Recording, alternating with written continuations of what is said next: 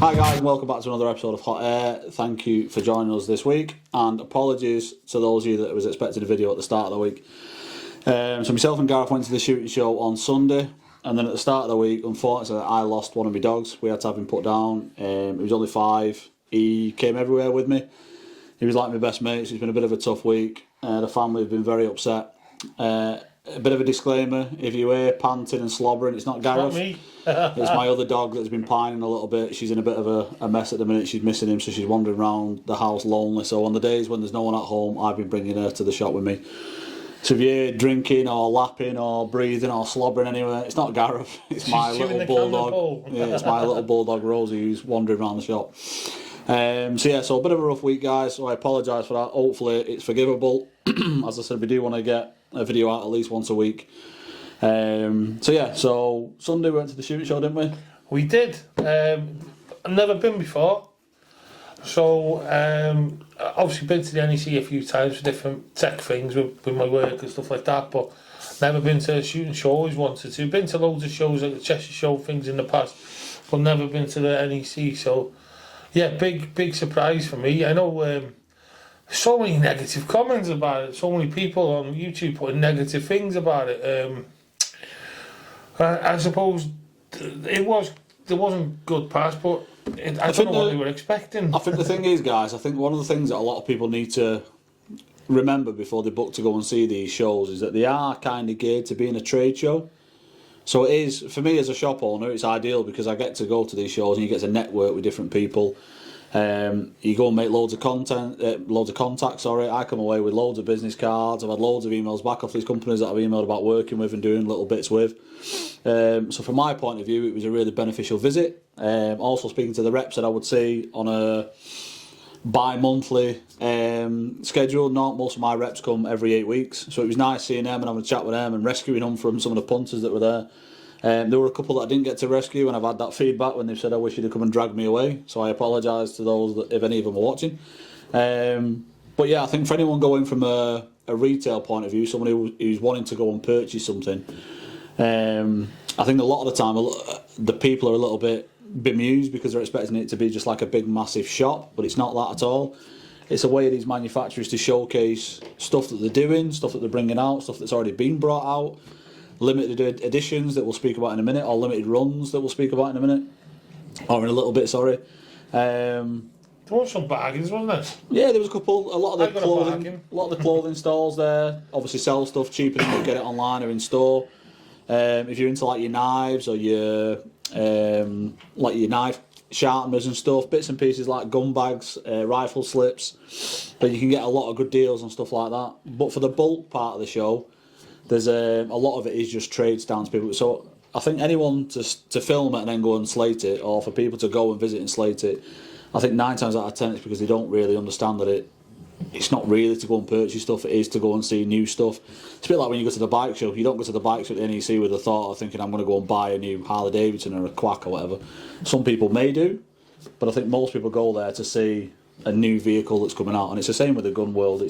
You're going to go and see what's the next new thing. Or we looked at a Blazer in one of the stands, and there was a shotgun there that was 33.5 grand. Cheap as chips. No one's going to buy it. Someone will buy it, but nobody there, I would imagine, is going to have ordered one. But it was nice to go and see it because you're not going to see one any other time. I'm never going to order one for the shop. And by the same token, the likelihood of someone coming in through the door at Rill to purchase a 40 grand shotgun is probably never going to happen. So it was nice going and seeing it and putting your hands on it and touching it and having a look at it, taking a picture of it. So that was nice. And I want to say as well, if she watches this, well done to the lady that was doing the hand engraving on. Literally, guys, they had a lady stood up next to the Browning chair. I don't know if she was part of the Browning, wasn't she? Yeah. So on the Browning bench, basically stood up, hammer and chisel, tapping out all the fantastic. Yeah, hand chasing side plates, which was incredible. And she was there all day on her feet doing it. Yeah. I hope she gets paid a lot. That's all I can say. Every couple of minutes she'd have a little drink of water and she'd jump on a phone or whatever, but for the most part she was stood chiselling away. I was dying to go and get my knives out of the cards, come back, say, can you engrave that and that and that? But in the way of Don Bloxage, but no, she wasn't. She was just sticking to her side plate. And fantastic that was. And another thing that I liked is it was a chance for tiny little manufacturers, which we'll go on to one in a little bit, small manufacturers, to show people what their ideas. Yeah. So, and also people hand making things, like there was one guy, he was making knives, but he was making the handles out of like bullet cartridges and things like that. Not normally, like we normally see, with shoved on the end. He was laminating them in solid laminate and then cutting a perfect size knife handle. So you'd end up with like half of a bullet and stuff like that, and little scallop shapes, and then Yeah, it was great. it was honestly really nice stuff, like craftsmanship. There was a taxidermy stand there as well, and the taxidermy stand, some people love it, some people hate it. But it's a skill. But yeah, there's no doubt about it. Some of the stuff he'd showcased, he had a little road here. It was head and shoulders on a stand. It was brilliant. It was absolutely fantastic. And he was doing them as he was there. He was dressing like a head off I think it was a red or a seeker, and he was dressing that and he was stitching it. And watching him do it was incredible. I've seen videos and stuff, obviously, but when you sit down, you're watching someone doing it in real life and they're actually doing it in front of your eyes. It's incredible. The technique and the skill that guy's obviously got to do that is incredible. Yeah. So for the big, obviously the big people that were there in the airgun world made some announcements, like we're going to talk about in a little bit after we've seen the shorts that we've done. Yeah. But you know, they released some information. I don't think they had a lot to release, and there's been a lot of criticism for that. But in all honesty, there was a lot more than just them. There was a lot of people, a lot of things to see. People hand making things all over the place, sticks and chairs, knives. Them chairs, there was some pop-up chairs. We didn't grab one because they were sounding like hotcakes. But I think they only had pink left. I didn't really fancy a pink chair. He asked for pink. He's lying. I bought 3 of them. Stalking chair, bright pink. Great. I don't know. They're called. I'll tell you guys. Have a look online for them. They're called stretch seats or stretch chairs, wasn't it, or something? Little disc like this, but this big, like that. You keep it in your car, whatever. You press it and pull, and it turns into a full-size seat. Yeah, sturdy as well. Really strong. Yeah, so, good chairs. I can't recommend them enough. And they're like 20 quid. I think we found them online for 10, didn't we? No, 24. 20 quid, yeah. 20 quid they are. So, stretch seats, big shout. They were cracking things. Yeah. So, yeah. There's a couple of others that I had a look on Amazon, and there's a couple of similarities, but I can't obviously vouch for how sturdy they are. But the ones that we saw there, they were really, really good. Anyway, I'll drop in the little bits, the clips of the shooting show that we did on Sunday. We'll put them in now. As we said in last week's show, we tried to pick up the bits that we thought would be pertinent to this audience.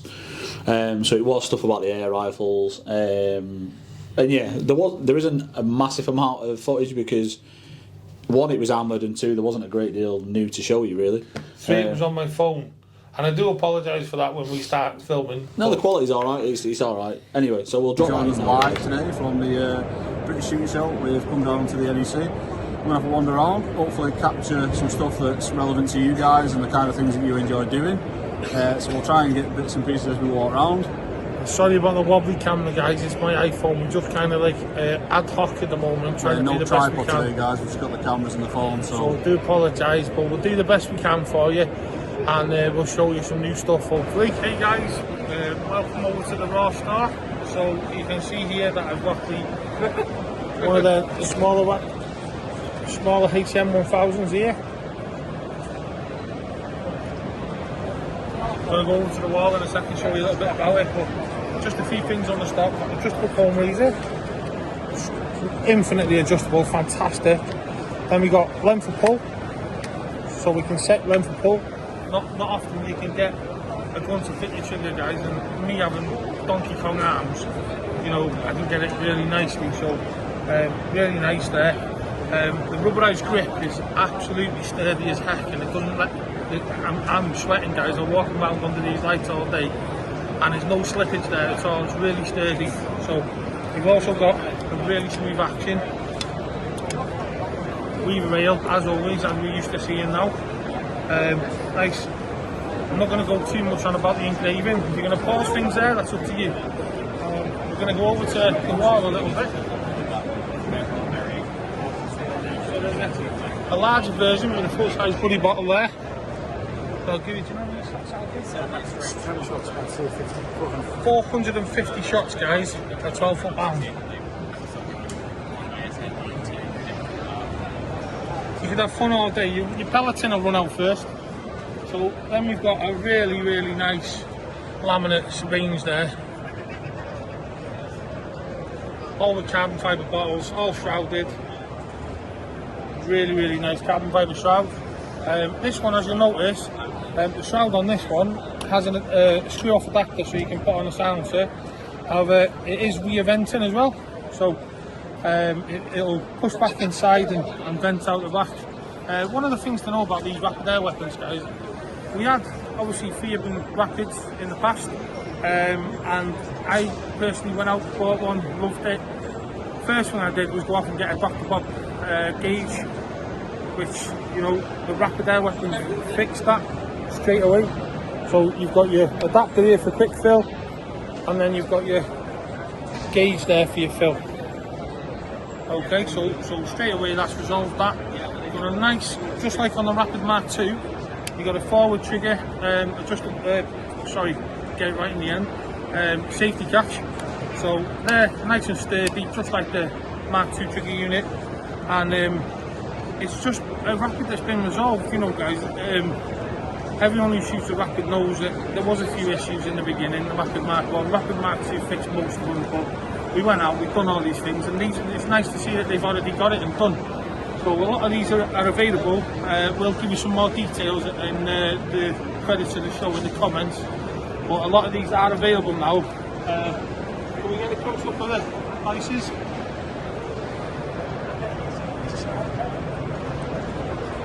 And if you want any of these, contact us. We can put you straight in touch with the supplier, or if you know where they are, you can go online and find Rapid Air Weapons and go direct to them. Alright guys, we'll see you at the next stop. Thanks very much. Guys, over at the Lilac stand now. Hopefully you can hear me with next to the rain, so there's a lot of noise going on. I don't know if you've caught our show about limited edition rifles, but why that we've kind of done for their 125th anniversary, a little range of limited edition rifles. Basically guys, they're painted in red. So as you can see, we've got a red laminate. So normally you can get like a blue laminate rifle. This one's red, and that's the limited edition. So it would have been nice to have seen a little bit more like a tune or something like that, like Venom have done in the past or something like that, but hey ho. Limited edition, they are stamped 125 years, so no doubt they're going to sell off really quickly. So another new thing at the show, Nate Connie shop on the show. These guys have got a chronograph that doesn't have any batteries built in. So I know there's been some videos already on YouTube, so I'm not going to get into it fully. But basically the long and short of it is, goes on the end of the rifle, fires through like a Crombro that we're all used to. Really, really well made, even though it's 3D printed, stainless steel screws, things like that. Adapters for different types of rifles, but it has a USB cable that goes to a power supply and then connects via Wi-Fi straight to it. So so when you put it away in your box and store it for the winter, you can bring it back out the next time and shoot straight away, and you know it's going to work. So this is something new in the show that we wanted to show you. We'll keep going. See you in a Hi little guys, bit. just outside the BSA stand. So today we're going to pick up one of these Ultra CLX Pro Wilderness editions. That's going to feature in next week's video. So really looking forward to doing that. We'll go through the full features and functions of that in next week's show. So guys. Yes, as you can see guys, that was our walk round of the shooting show. I apologise for Gareth's lopsided hat, he's not taking this seriously at all. So the reason for the Australian hats, g'day, is because when we was at the shooting show, as we said then, some of these independent pop-up businesses that go to the shooting show or to these other trade shows get a chance to showcase what they can do, and we ended up buying one while we was there, and this is a batteryless chronograph, so it sits on the end of your barrel, very cleverly links to an app or a web page that's on your phone or your tablet, and basically you don't have to carry batteries with you, you don't have to worry about charging it up, because it simply plugs in to a little port on the underneath, and then that slides on the end of your barrel. Obviously you fire your pellet through and it gives you a reading, and we thought these were really cool, didn't we, Elton? Yeah, so basically, like Will says, batteryless totally. So if you, I've got a Chronograph 4, guys. A lot of people use them and Chronies and things like that, and I know the FXs are getting a bit of a bad name for the ones that they've got out there right now because of the reliability and stuff. But one of the things that I do, I don't use it often, not as often as I should, and I'm forever chucking them little batteries, the little CR 2032s, I think they are. Chucking a few of them in my gun bag because I know that next time I go and use it, it's going to be flat. So the idea behind this is that your power supply is your mobile phone, and I hope you're taking me seriously when I'm wearing this hat because it's a nice hat. How could they not take us seriously? But basically, you use the phone as your power supply, and then that creates a Wi-Fi hotspot from the device. You then connect to that Wi-Fi hotspot with your phone, and it brings up a web page. It automatically pops up a web page. It comes up with like an IP address for those of you that like used to trying to find printers and stuff when you're searching for an IP address. It's basically printed on the side of the base there. So obviously before you're doing anything, I would probably take a picture of that. Like Gareth said, put your Wi-Fi. This is Chrony X on this one. I think they're all the same, to be fair. Put the IP address in your HTT bar at the top. And basically you're away. And we looked at it, and they had a really cool stand on a cool desktop one of these. So it's basically pointed that way with a tube coming out of it, and they had these heavy weighted pellets, and you dropped it down and it instantly came up on the tablet that they had on the stand.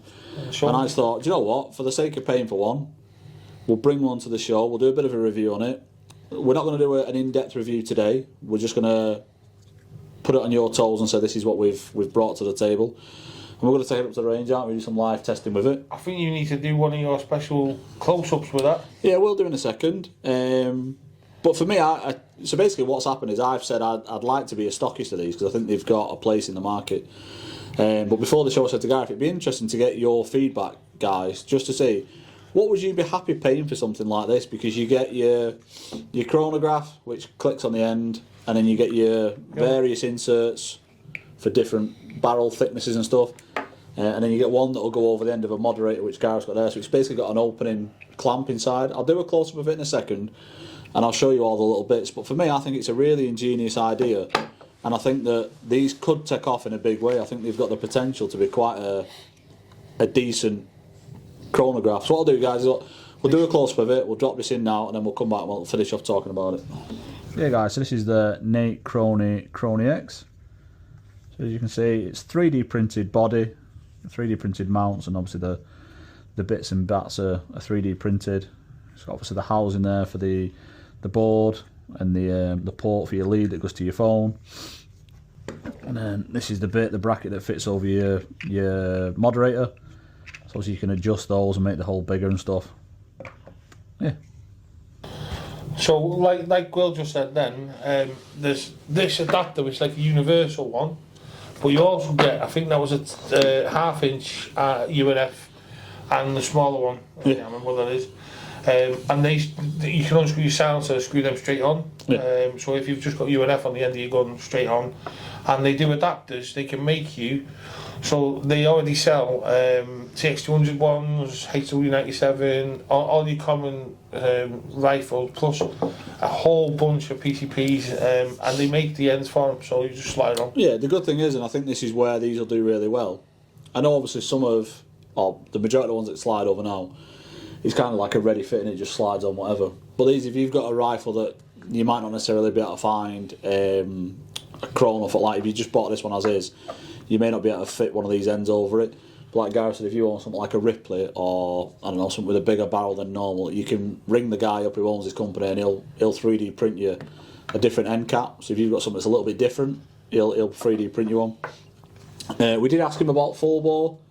For those of you that do shoot full bore stuff, it obviously will work on an FAC air rifle because the process is the same, the principle is the same, sorry. But obviously if you start trying to put it on a 308 or a 6.5 or a 243 or something like that, we're not sure whether this will withstand it. He was quite confident that he thought it would. Yeah, he said it withstands it, but the light receiver, you fire about 3 through and then it gets covered in sort of...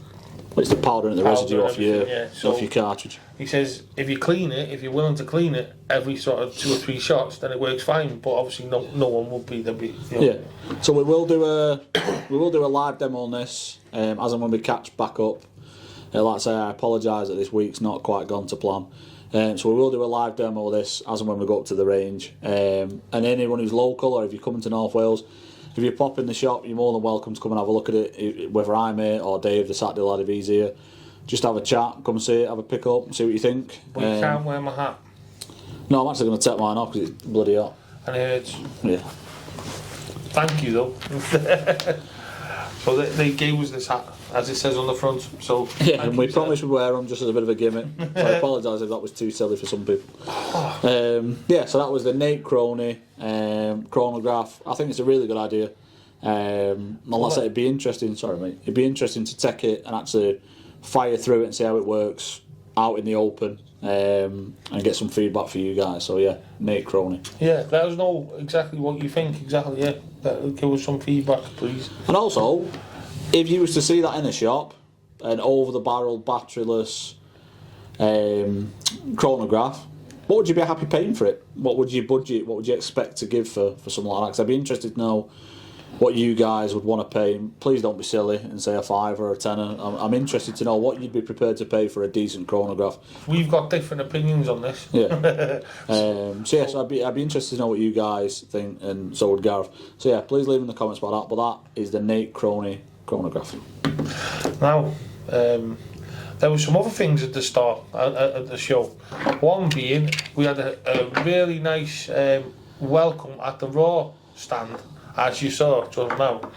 That rifle, crikey, we're getting one sent. Yeah, can't wait to play with that. That's going to be great. Yeah, the boss of the shop the boss of Raw has said that he's going to box one up and send it out to us. I'm not sure what type. We did try for like a variety. So that we to be fair to him, he did say, "What do you want?" And we kind of said, "Send us everything." And he said, "We might send you one of each." So we could end up with loads. Could end up with a couple, but and one might go missing. I'd love one to go missing, maybe. If we do a really good job for Raw, I'd love to have one. No, if it's going missing, it's coming this way. That's all I'm saying. Anyway, it was a cracking rifle, really well made. I couldn't get that enough on the camera. The laminate one's even nicer. The stock on it was really finished. You know. I think when you go from holding, like, I'm not going to pick out any names because I don't want to slate anybody, but some of the rifles that you hold. And then we went round to that stand and we picked one of them up. And there was two that we held on the Uragans from AGTs and the Vulcans. We held them. They were really solidly made, beautiful looking things. And then, like I say, we went to the Raw stand, and the quality, the feel, the build quality of those rifles, every inch of them is brilliant. Really, really nice. Yeah. I think, like I say on the video, they're every bit a rapid but better. You know, they're a fixed rapid. That's when we got the Theoban boys going, isn't it? To be honest, watch this space. But I mean, I don't think anyone will be upset with that, because obviously the Raw was developed from Theoban. You obviously don't know the Theoban lads as well as I do. Well, crucify him, guys. Get him. I love Theobans. I've had a rapid. I think the thing with the Raw is they've had a concept of a rifle, and they've looked at what's worked in the past with the Theoban stuff. And the two have obviously amalgamated. Yeah, it's worked well using the ideas of old, and they have got a really nice rifle. It's probably not to everyone's taste, and it might not be to everyone's budget, but overall, if you can afford one, I would say definitely get one, and I can't wait to get them on the show. We said this as well, didn't we? Like, we kind of looked at it, and in the initial Quill looked at it, and he was like, "Crikey, they're expensive," but are they though? Because you go and look at, and I'll name. You go and put that up against a day state, and I'll have that any day against a day state, any day state. I don't care what. Yeah. And some of them day states are $3,500, $3,000. You know, so for that one to be, what was it, 2199 or something like that? I'll have to check. Yeah, I can't remember off the top of my head. We did say it on the video. I think. Yeah, we took a picture of the prices. Yeah, I mean, for that bargain, absolutely. You know, compared to them. And there's not. They're getting through what's there, I think, and then there's going to be something else in the future. Yeah. So. Yeah.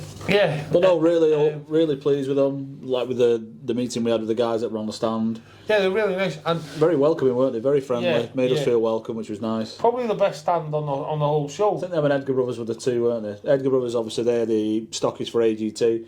We was on their stand for a while, talking to them about I think BSA have been ripped that much during the show, they didn't. Didn't see anybody from BSA, did we? We did a bit of a film in front of the BSA stand, but the normal guys that I'd see out and about, I didn't really see them. But I think there was a lot of bad press, weren't there? We had our press passes. Yeah. Literally said press, well good. Gareth kept his. I'm definitely framing mine, but basically, I am. But yeah, apparently they're meant to, like, as soon as they see press passes, people come and oh, show you this, show you that. But when we got to BSA, it was the Chronograph died, to be fair, didn't he? Yeah, he did. He was like waving. He was like, waving, come here. So he went over. But the press, the BSA stand, it was kind of like, don't come over, we've had enough.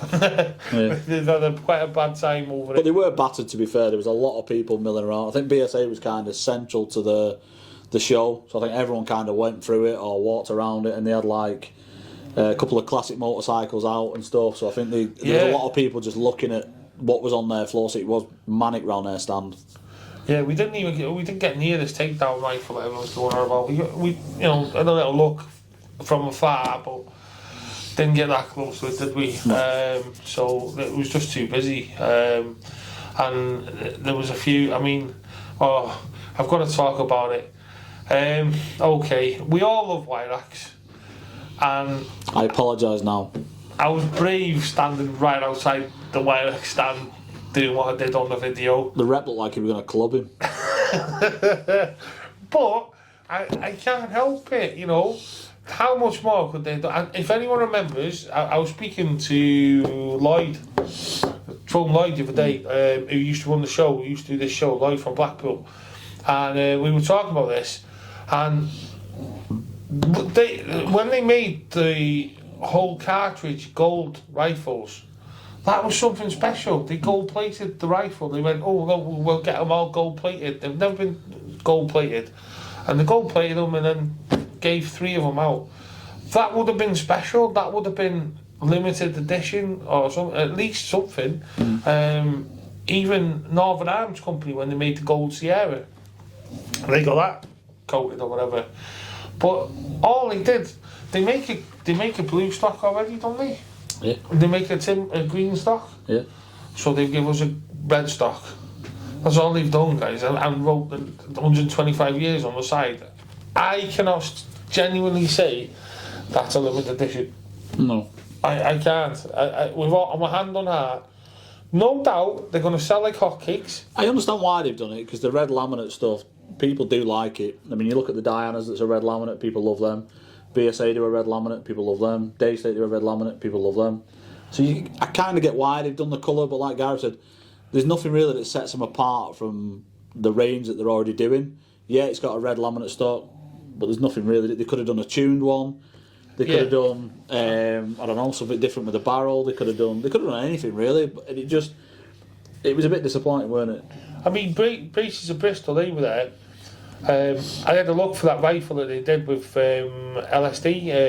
They had a couple of custom air arms XTIs. They had a couple of them. Yeah. They had an orange one, which was really nice. They've done a good job with that, yeah. But they didn't have the LSD, the Liquid Steel Designs Pro Sports, which I wanted to have a look at.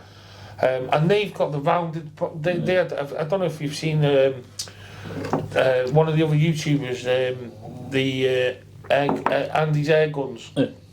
He done a show on these. He got one on his show, and they had a spiral barrel, and they'd all been cerakoted by Jeff Bullock. And then, you know what, cracking. They've done a lot to them. Jeff's done a full tune inside them. That to me, and they put a custom stock from Custom Stocks of Sheffield. That to me is making the most of a rifle, if you like. That's doing creating a limited edition and putting it on the side, stuff like that. Now that's just a shop that done that. That wasn't a manufacturer. That was a shop. Yeah. I think as well as obviously they did the HW 100 20-year anniversary, didn't they? They did the green Vyrak a while ago, which was the centenary, which I understand. But I think this one that they've done, which is the 25th year anniversary, I think if they'd have just picked one model to do and said, right, we're going to do a 77 or a 97 or a 100 or whatever it might be, just pick one of the range that they do, because they're all good. Everyone loves Vyrak. I don't meet many people that said they don't like Vyraks.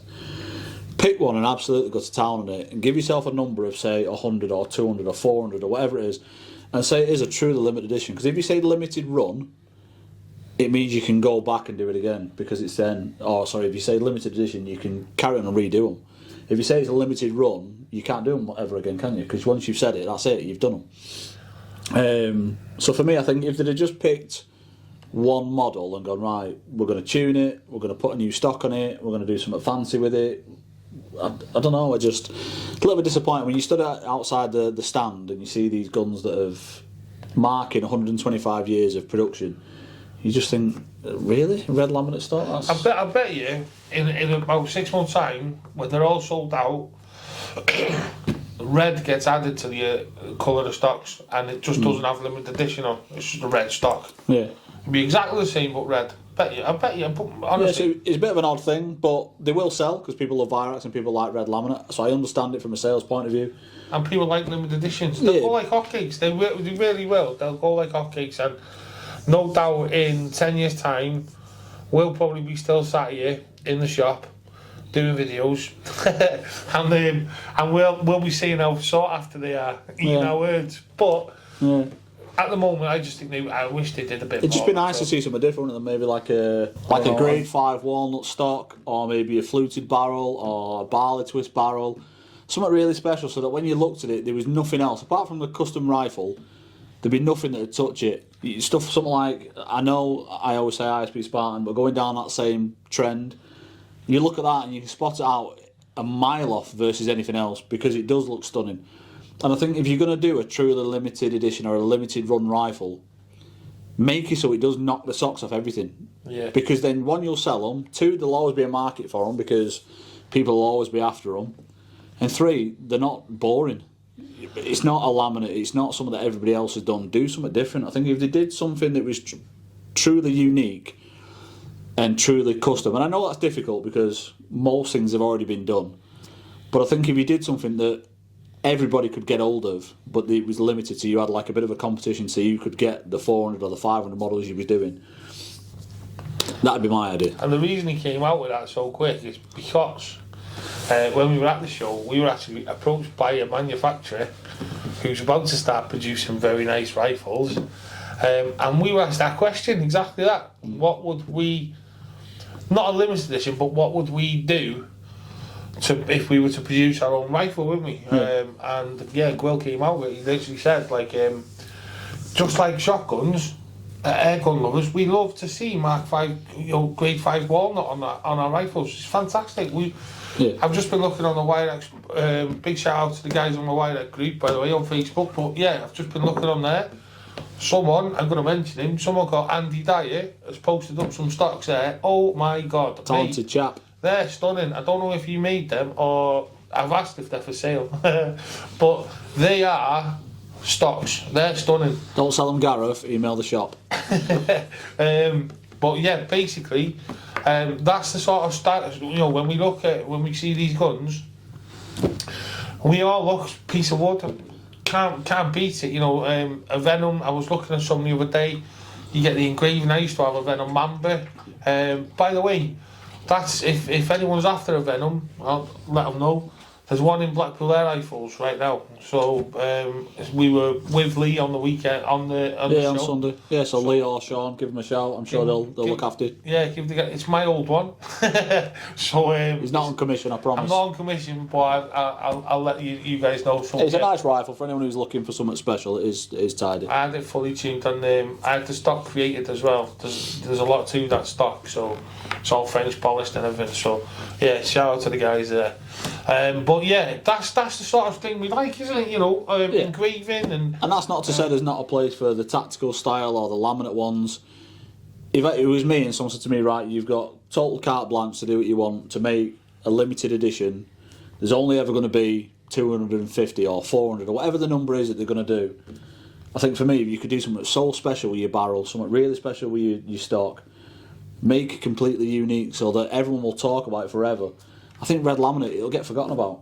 Yeah. They'll say, do you remember the 125th edition? And in 10, 20 years' time, it might be a case of going, well, they're hard to get hold of. It's like the Diana, isn't it? We had a Merlin. I don't know if anyone remembers the old Day State Merlin. We had a Stunning, Merlin. weren't it? The wood on that was incredible. I had years ago, and I had this conversation. We're getting someone who's been on the show quite a few times, coming back. He's going to do a little a visit soon. Tony Bayliss. Only when the sun's out, apparently. Only when it's warm, he said. It doesn't get warm in Wales, mate. We've probably got 1 week in August, actually a lot. But yeah, I was on a chat to Tony, and he's got one of my old rifles there, and his little hoard of very rare day states. Little? Yeah, big. It's not a little hoard. And yeah, he was telling me, because I didn't know this, the first 10 of the Day State Mark III RTs, the Robert Thompson early editions. I'm going to kick him when he says this. The first 10, they ordered the wood, and the wood was grade 3 walnut, and apparently it got lost or whatever in transit, so immediately they sent out grade 5, and them first 10 rifles were made from grade 5 walnut. So then 10 that were rare anyway to get hold of, Gareth just made them even more rare to get hold of, because he's just told 7,000 people that keep hold of them. Brilliant. Give the shop a ring if you want to get rid of one. If you're selling one, get in touch. Yeah, we'll have to do that one day. We'll do a day state show. We've got some rare day states, so we'll do a show on them. Yeah. And we'll do it when Tony comes in, because he's got... Well, he's promised to bring some special stuff anyway. Anyway, that's the bit of the rant on the Virak bit. And then the other big talking point of the shooting show, there were a couple of good talking points. So there was a new day-night scope out called the Night Pearl. Looked really, really impressive. We didn't manage to get anywhere near the stand because it was battered. But I will try and reach out to them and see if we can get one, because I think that'd be a really good one to go up against Stunning, some of the stuff. Really nice. The quality and the clarity of the picture on that was fantastic. The new Ark and Zulus, the one with the thermal and the day-night scope, it's like an amalgamation of all of them. I think it looks really, really cool, so that'd be good to get on. And then the one kind of talking point that's got people asking a lot of questions and making a lot of assumptions is the move by Air Arms to change the logo. Now, for me, the logo change is the thing that people should be talking about, as opposed to the Indian company that they're kind of working with. And I'll talk more about that in a second, because I've spoke to the rep that I deal with at length, and he's kind of told me what's going on from an insider point of view. And he won't mind me saying that, because I've said, I'll be totally honest, I'm not going to try and twist anything or make it sound juicier for the camera. I'm not that kind of person. But for me, I don't understand why a company as big as Air Arms, who seem to be as prestige as Air Arms is, take a logo that you've had for donkey's years and turn it into something that's quite unrecognisable. If you see the Air Arms logo as it is, as it was before the shooting show, before it was announced, you could recognise that logo from a mile away. It was always the red and the blue. Pride of Britain. Yeah, it was always the A's. You knew exactly what it was. And then they come out with that new one, and I looked at it and I thought, it's kind of lost what it is, what it means. You look at some of the other logos of these manufacturers, and it's kind of like a very similar one to that. I mean, like the Arkan, that similar sort of triangle with the lines in it. There's tons there's the same. Vortex is the same. There's a few. The trouble is, when you look at the Air Arms equipment and you see the Air Arms guys sponsored by Air Arms doing the field target competition and stuff like that, people like Sue Swift and all these big field target shoes. Hi Sue, by the way. She's had the bless her, she gets a stock made all the time by Warren Edwards in poplar wood, and then she gets it dipped, and she's got this colour sequence. It's fantastic, all Air Arms all over it, red and blue. And yeah, it's great, how to do it. Dip it, comes out fantastic, because it's obviously poplar wood, horrible plank like the table, but once it's dipped, that's light though. Yeah, exactly. That's fantastic. I had a Ripley that was made for her years ago, and I got in touch. And well, the Air Arms, the S410 and the Fight the Hunter carbine, that's popular. Yeah. Really light, fantastic. But the cap as well. Someone put on the Facebook group, the Air Arm Pro Sport owners bit last night. They put, is this going to be rare or well wanted now? And I'll be honest, I went online to try and buy one because I'd rather that cap than anything that's got this bloody orange thing on there. I don't like it at all. Yeah, I just don't get it. I'd be interested to hear your guys' thoughts on this as well. Like, I was looking at it, kind of got my head and my imagination racing a little bit to try and see which other gun manufacturers have changed logos from where they were to where they are now. Dave State, from what I could see, is the original logo. Virac has changed a little bit, but not by loads. BSA has stayed pretty much the same since they first started. So for me, I think that Air Arms is the only one that I can think of that's really changed as big as it has. Yeah. And it is a massive shift from the 2As with the red and the blue to what it is now with these stick lines and the orange. Well, it'd be different adding something to it, like Wirac. They not so much using a logo and then they're having the name now on the rifles and drawn on. And I can understand that. And if Air Arms started sliding Air Arms on the gun and everything and writing it on, then that'd be sort of a transposition and moving forward. But to out now say that this is our new logo, I don't get it. I don't don't understand it. I mean, we spoke about this, and I kind of said to Gareth in the car, we need to stop talking about this because we're going to waste it all before we go on camera. Yeah. And it is a big one. Like it's a massive talking point. There's a load of people that have come in the shop who I've had conversations with, and they've obviously come in and said, "What do you think of this?" And I said, "Well, it's not really for me to cast aspersions and to feed the rumour mill and say what I think is going on, because I don't know what's going on in the future. I know what I know now." And the thing with the logo, it's just, I don't know, it just strikes me as a bit odd. So let us know in the comments what you guys think. I think a lot of people have jumped on this and started, "Oh crikey, I can make Facebook, I can make views out of this." And I think we're just going to be honest. And that's fine, because that's people's opinions and we understand that. But I think you're right. I think there's a lot of people, not so much scaremongering, but trying to stir it a little bit and say, "Oh, this is this." And I saw one the other day, and it was a guy who'd done an article. It wasn't a video or anything, it was a written article, and he put, "Does this spell the end for Air Arms?" And it was like, that's a bold statement when you don't know the ins and the outs. And that got me thinking, and I thought, you know what, I'm going to ring my rep, I'm going to speak to him, and I'm going to ask him the question outright. So obviously, Air Arms announced that they were going to be doing the importing of this Indian company, which is called Pressy Hull. But it's a partnership, isn't it? That's the key. Yeah, so basically this is what he said. So he said, basically what happened was this Indian, apparently they're the best Indian airgun manufacturer, which, if I'm being honest, I didn't know there was an Indian airgun manufacturer, so I was shocked that they were the best of a few. So this Pressy Hull, or Pressy Hull, whatever it's called, Pressy Hull, they basically looked out and said, right, we want someone to import our rifles into the UK. And the reps' version of why this has been done is because Air Arms have looked at the market and gone, right, we want to try and compete with the likes of Hatsan and Reximex and these Turkish entry-level to mid-level rifles that Air Arms don't necessarily cater to, and they don't want to produce something that's lower power, lower budget than what they already do. So they've teamed up with this Indian company, and they're going to import their rifles. They're not going to be called Air Arms, they are going to be called Pressy Hull, or whatever it's called, Precision, X200. whatever it's called, X200, yeah.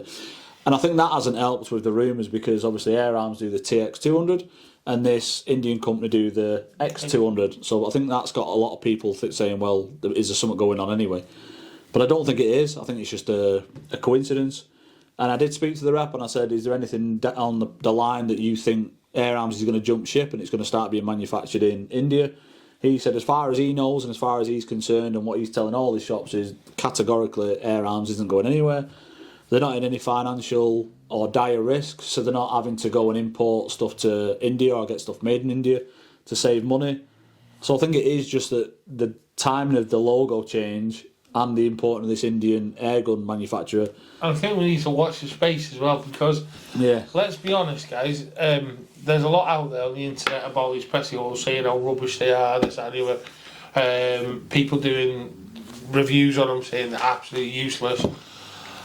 Okay, but that was then. What are they going to be like now when they're bringing them to the UK? Are they going to up their game? Are they going to make them out of better materials? Are they going to manufacture them better? And also, I think they're going to come from India to the UK as a built rifle. What's Air Arms input into the manufacture? Are they going to change anything?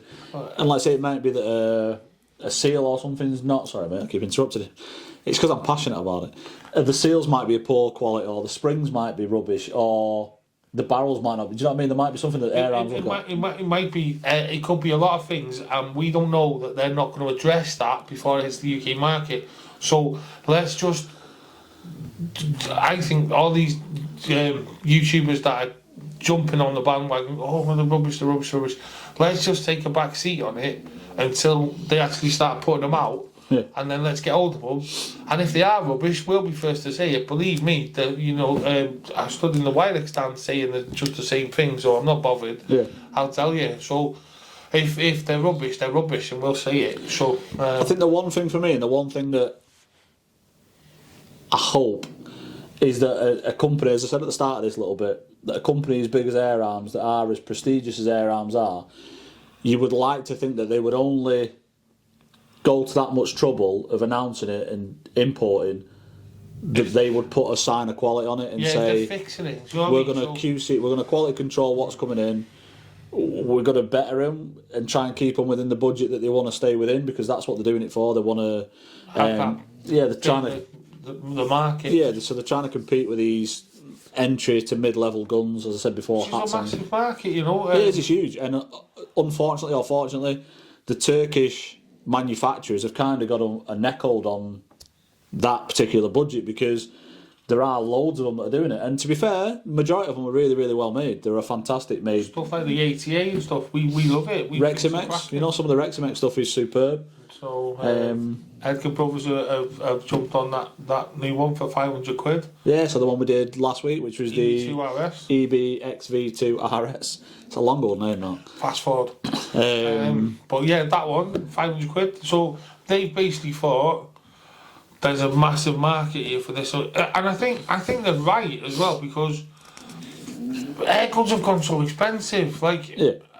it wasn't long ago I remember paying, I think it was £400 for a brand spanking new TX200 in Walnut, Yeah. or £380 from Valley Arms in Riffin. Cracking little shop when Jim owned it. And I went up there, bought that, had that, loved it. Now, what are they, £900? No, not quite that. 769, I think, for a walnut. 769 for a walnut, £900 for the black one. Let's not get started on that. But yeah, 769. That's like a £300 increment. Why? Same gun.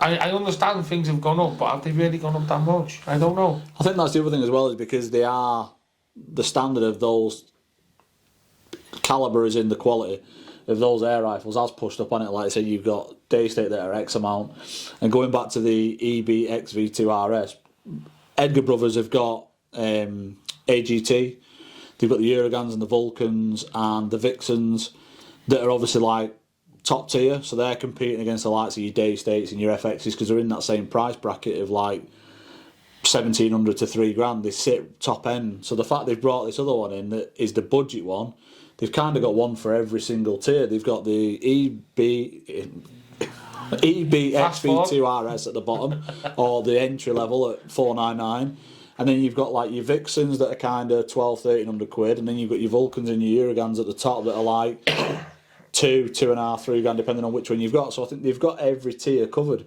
which is a clever way to do it. Exactly. And I hope, and this is what I think, based on what my rep has told me, I believe that's what Air Arms are doing. I think the reason they've worked with this Indian company is to say, right, we've got the top end bit done, we've kind of got the middle bit done in terms of like the lower price stuff, and then we've got this entry level one that potentially no one knows what the cost's going to be because they haven't told anybody.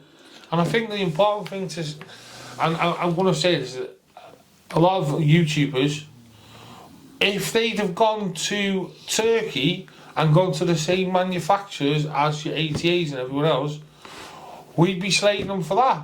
We'd be like, well, they've just gone and made a crowd or something like that. Yeah. We'd be saying exactly that now. But I think that is the problem, isn't it? It's because Air Arms have got this prestigious name that everyone's known as being quality. They've then said, oh, by the way, we're importing these guns and they're going to be part of our stable.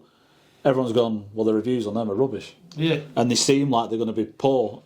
So, yeah, it's a tough one. We just have to wait, don't we? Yeah, suck it and see. We've got to sit back, watch. I think when I spoke to the rep, he said they didn't even know when they were going to start importing them. I think it was going to be like summertime-ish when you started seeing the first few come through. So it could be a long time before we got them in the shop, or actually physically get hold of one to do a review on and actually be honest about it and say it's either great or it's rubbish. I think, we're looking forward to do a very open, honest review on your rifle. So if you can give us one first, thank you. Yeah. So that was was kind of our view on the air arms bit. Like I say, I think there's been a lot of people jumping on it, stirring the pot and getting the rumour mill kicking out. But like I say, I'd like to think I'm in the know in terms of the circles that the shop is in, and obviously the reps that I talk to, and they've said categorically there's nothing to worry about. So I said, well, that's what I'll tell my customers, and by the same token, I'll say it to you guys watching this, because I think it's important that people know facts as opposed to me making up fiction and saying, oh, air arms have gone to pot, they're being bought out by an Indian company, when that categorically isn't what's been done. We're going to put a big banner on the thumbnail to this video saying air arms is dead, just to get watchers. Bit of clickbait. I might do, actually. I might do it for a laugh. Yeah, so today's show, bit more of an open forum, bit more of just a conversation, really. Me and Gareth just spurting. But we thought it was a good idea. We thought it was a good show to do. We've got a lot coming up next week, because with Will's problems with the family and his dog that he's had. No problems with my family, it's just my dog. No, but his family have been really upset about it. That's what I'm getting at. Yeah. So obviously Will's have to be there for him. So next week we are looking to get the show that we talked. We did pick up the rifle from the what's called Wilderness. He has no idea what he's talking about. So we've got the BSA CLX Wilderness Edition. Pro Wilderness Edition. Yeah, that one. Flipping title that is. Yeah. So yeah, we picked that up. So we're hoping to do some shooting with that up at the range. And yeah, so that's in the shop now. So that might be something me and you do at the weekend. Might go up and have a shot with that. Plink with that if we can, and video it and do the show that we said we was going to do. Yes, that's important. We've got a few raws coming. Yes, we're waiting for them. So I sent off our details and everything to Dave. Oh God, shouldn't have said the name person. Could be a million Dave, so never mind. But anyway, I sent that off, and there we go, exclusive again. I excuse him, I really do. So yeah, we've sent that off to a person. Sorry guys, and he's going to get some rifles over to us. So looking forward to that. I don't know how many. It might just be one. It might be the whole range. Yeah, he said he might try and send a couple. So it'd be nice to compare a couple. It'd be nice to get a laminate and the skeleton stock, because the amount of adjustments on that, and it's not a push button and click and push button and click. No, it's nice. There's screws up and down, and yeah it's really cool. Really nice one. We've got the FX DRSs. We've got them due into the shop. We've not had ours yet. I know some shops have had them. I've not had my first inbound yet. We had one in. Yeah, we've had the one off the rep. We saw it for 20 minutes and he took it, wouldn't let me borrow it. Yeah, thanks for that. Which is frustrating. Ash, so thanks for that. But it was nice when we had it here. Yeah, lovely. So we've got some of the walnut ones, we've got some of the synthetic ones. So whichever one turns up first, we'll do a review on. There's loads of bits and pieces in the pipeline. Obviously, the tour of the range we still need to do, which is opening the 22nd of March. That's the date we're going for. So for those of you that are going to come and visit, 22nd of March is the open day. We are going to do a soft launch probably the week before. Well, I will invite a few people up and we'll do a bit more of an in-depth video. So yeah, there's a lot going on, guys. So I apologise, as I said, for this week. It couldn't be helped. I had no idea it was going to happen. It was a sudden thing with my dog. It did knock me for 6. I was upset. I did shed a tear. I'm not ashamed to say that. He was like my best mate. And yeah, it couldn't have happened at a worse time, really. We was just got back from the shooting show and then it kind of went downhill from there. I think they're our best friends, aren't they? Yeah. Unrequited love, Yeah. And you'll have heard my other one gobbing her water as she just walked past because she's a pain. Anyway, hope you enjoyed this video, guys. Please let us know your comments on what we've discussed in today's episode. Don't forget to let us know about the chronograph. Yeah, it'd be interesting to get your comments and your thoughts and your feelings about Vyrak, about Air Arms, about the Chrono, about Gareth's new hot air hoodie that he's not spoke about. I wore it at the show, guys. Which he's dead proud of because he designed it himself. Hot air, and I've got... He's not going to start selling merch. The anyone who down there. asks. Yeah. I got it for the show so that we could... People might... He wanted people to know what his name was. I didn't have one. I just kept walking around pretending I didn't belong anywhere.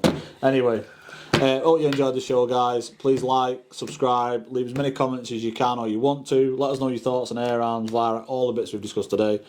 Apologise, it's not the show we promised, but we hope you enjoy it all the same. And we'll get caught up soon. Yeah, and we'll see you next week. Cheers, guys. Cheers, bye-bye. Take care.